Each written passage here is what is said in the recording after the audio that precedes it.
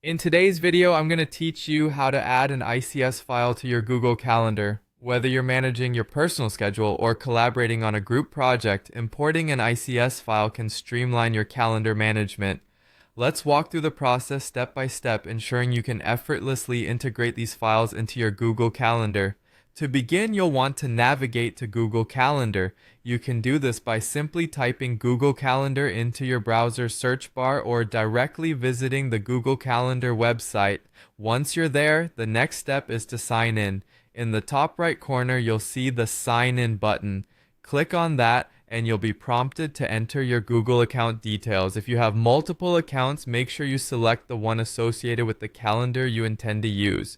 With your account signed in, we'll move on to the settings.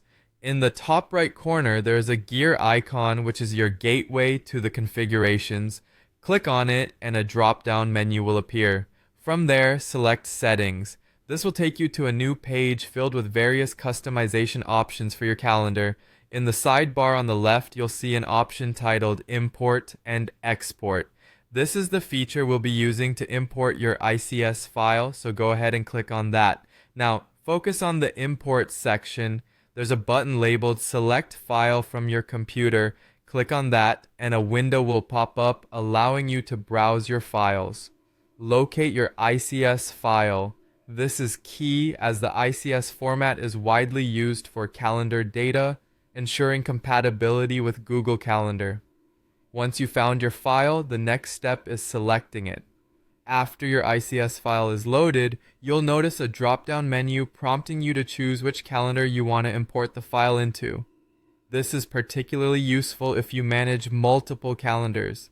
Select the calendar that fits your needs best. With your file selected and your calendar chosen, there's just one more thing to do. At the bottom of the import section, you'll find the import button. Click it and Google Calendar will begin processing your file.